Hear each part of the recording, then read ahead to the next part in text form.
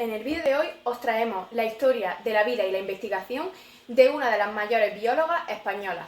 Discípula de la gran Margarita Salas, hoy os traemos a María Blasco.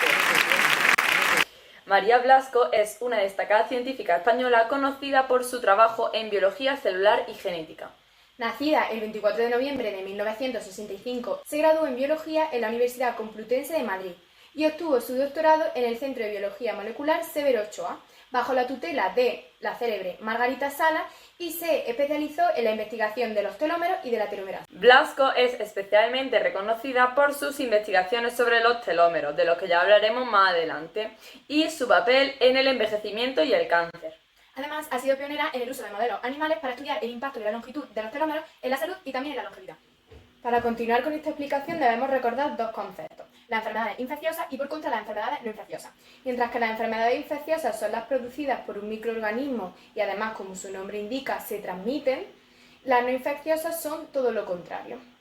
Y tenemos, por ejemplo, la fibrosis o el cáncer. Lo que María Blasco dice es que para conocer cómo tratar una enfermedad o incluso cómo curarla completamente, lo que debemos hallar es una causa común para que se produzca dicha enfermedad. Por ejemplo, en enfermedades como el SIDA, que es una enfermedad infecciosa, no se pudo determinar una cura hasta que se descubrió el agente causante de dicha enfermedad. Por tanto, hasta que no se determinó que el VIH era quien causaba el SIDA, no se pudo determinar una cura para ello. Más tarde, como hemos hablado antes, están las enfermedades no infecciosas, en las cuales no actúa ningún agente, como pasa en las neurodegenerativas o en las cardiovasculares. Lo que se fijó aquí María Blasco fue en que todas tenían una causa común, y es que conforme avanzaba la edad del individuo, conforme envejecía, era más común padecerlas. A partir de los 40 años hay una mayor probabilidad de padecerlas que siendo más joven. Por lo tanto, se determinó que la causa común era el envejecimiento, la edad. Gracias a conocer el origen de estas enfermedades, podemos identificar biomarcadores para saber quién es más o menos probable que contraiga estas enfermedades. Hasta ahora se han estudiado en profundidad cada una de las enfermedades tratando de encontrar una solución para ellas, pero sabiendo que comparten causas comunes, también podemos deducir que comparten características entre sí.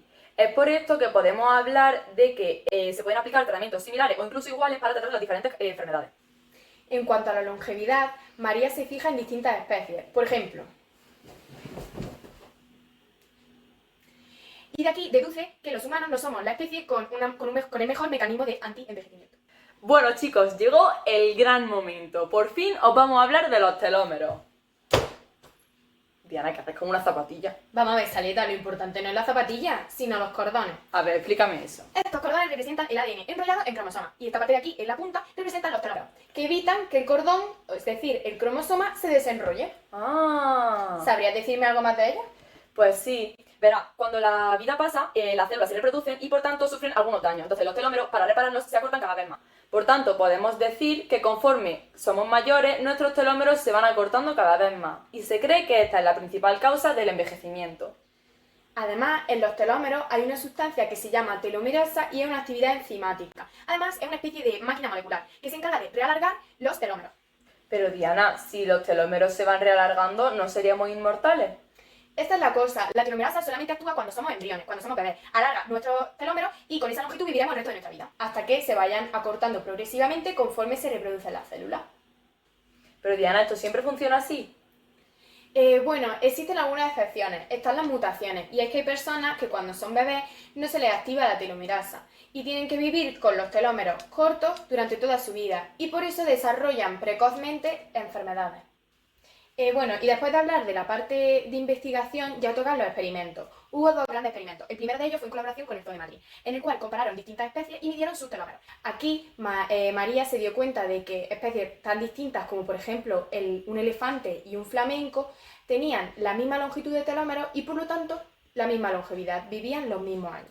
Además, en otro experimento inyectaron telomerasa a un ratón y dejaron pasar 2 años. Tras los 2 años, vieron que, a pesar de haber transcurrido el mismo tiempo, uno de los ratones presentaba rasgos de vejez, mientras que el otro se veía joven. Aplicando esta información a un tema de actualidad, en enfermos de COVID-19 también se tomaron muestras de sangre realizando investigaciones similares para investigar sobre sus telómeros.